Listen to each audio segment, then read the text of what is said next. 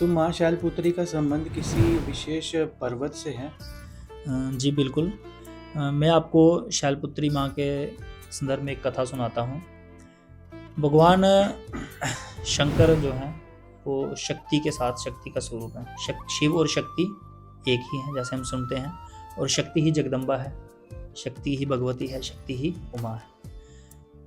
एक बार महाराज जो प्रजापति दक्ष हुए, उन्होंने देवताओं को प्रसन्न करने के लिए, अपना जश्न बढ़ाने के लिए, अपनी कीर्ति बढ़ाने के लिए उन्होंने एक यज्ञ का आयोजन किया। और उस यज्ञ में जो था उन्होंने समस्त देवी देवताओं को बुलाया। समस्त जितने भी हमारे इंद्र, विष्णु, ब्रह्मा इत्यादि जितने भी हमारे 3 लोगों के देवता हुए उनको उन्होंने बुलाया। गंधर्वों को भी बुलाया गया। और उस यज्ञ में उन्होंने भगवान शंकर को नहीं बुलाया, क्योंकि भगवान शंकर उनके जमाता थे। उन्होंने अपनी पुत्री सती का उनसे विवाह किया, तो कुछ नाराजगी के कारण, या फिर मतलब वो कह सकते हैं कि भगवान शंकर को पसंद नहीं करते थे, उन्होंने उस यज्ञ में उनको नहीं बुलाया। जब देवतागण आकाश मार्ग से दक्ष के यज्ञ में जा रहे थे, तो माता पार्वती ने ऊपर देखा, सती माता ने ऊपर देखा। सती ने देखा कि सब देवतागण कहाँ जा रहे हैं। तो एक स्त्रियों में होता है परस्पर की, मतलब कहीं अगर जा रहे हैं तो उन्हें एक दूसरे को बताना होता है। तो जितनी भी देवियाँ जा रही थी उन्होंने जानबूझकर क्या किया, माता सती को बताया कि हम आपके पिता के घर एक यज्ञ हो रहा है, उस यज्ञ में आमंत्रित और वहाँ पे जा रहे हैं। तो उन्होंने पूछा क्या तुम्हें आमंत्रित नहीं किया जलाने के लिए? तो माता सती को थोड़ा दिल में हुआ कि उन्होंने कहा कि मुझे बुलाया क्यों नहीं। उन्होंने उनको बताने के लिए ऐसे बोले कि हमें भी बुलाया है, हम थोड़ी देर तक जाएंगे। तो वहाँ से जो सती माता थी भगवान शंकर के पास गई और उनसे प्रार्थना करने लगी कि हमें भी उस यज्ञ में जाना चाहिए। शायद से किसी कारणवश व्यवस्था के कारण हमें बुलाना भूल गए हैं, तो हम उस यज्ञ में जाना चाहते हैं। तो भगवान शंकर ने उनसे प्रार्थना की कि बिना बुलाए कभी भी किसी के घर पे नहीं जाना चाहिए। जैसे आज भी हमारे घर में बोलते हैं ना, बिना बुलाए कहीं नहीं। उस समय भगवान शंकर ने भी सती माता से यही कहा कि हमें बिना बुलाए कहीं नहीं जाना चाहिए, और मेरी यही प्रार्थना है सती कि हम उस यज्ञ में ना जाएं।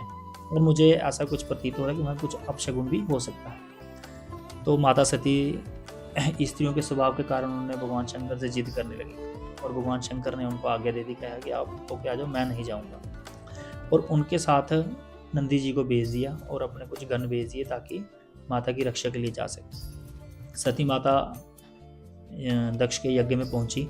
यज्ञ में पहुंचने के उपरांत उन्होंने जैसे अंदर गए, तो सिर्फ उनकी माता ने ही उन्हें प्रेम से बुलाया, स्नेह से बुलाया, और उनकी जो बहनें थी उन्होंने उनको गले वगैरह लगाया। और जो दक्ष थे उन्होंने वहाँ पे उसको माता को नहीं बुलाया, और उल्टा क्या किया, माता सती से कहा कि तुम्हें यहाँ किसने बुलाया है, तुम्हें किसने आज्ञा दी हमारे यज्ञ में आने की। और उनका अपमान करने लगे, और भगवान शंकर का भी अपमान करने लगे कि भगवान शंकर जो है वो जटाधारी हैं, वेशधारी हैं, ऐसे उल्टा पुल्टा कुछ बोलने लगे। और भगवान शंकर का अपमान, ऐसा अपमान देखते हुए स्त्री स्वयं का अपमान तो बर्दाश्त कर सकती, लेकिन पति का अपमान नहीं बर्दाश्त कर सकती।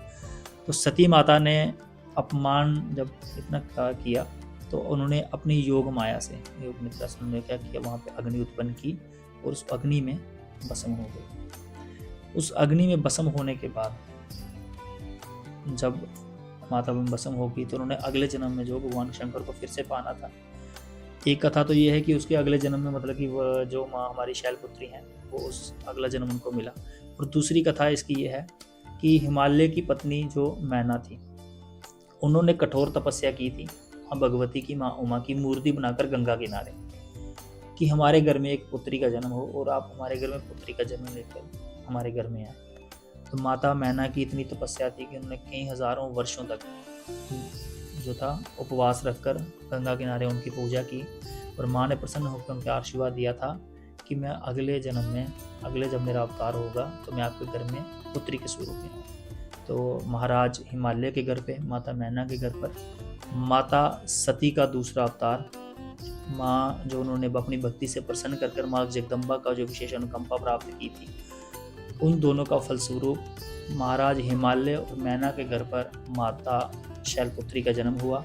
शैलपुत्री उनको इसलिए कहा जाता है क्योंकि हिमालय को एक अलग, मतलब कि हम वर्ड में जहाँ कह सकते हैं, अलग अर्थ में हमको शैल कहते हैं। शैल की पुत्री, हिमालय की पुत्री माता शैलपुत्री। और दूसरा नाम मैंने आपको पहले बताया बृहरूढ़ा, वो इसलिए कहा जाता है क्योंकि वो बैल पर सवार हैं। और माँ शक्ति की कह सकते हैं हम की उत्पत्ति, माँ शक्ति का जन्म, और सती माता का दूसरा जन्म जो है वो महाराज हिमालय के घर पे शैलपुत्री के स्वरूप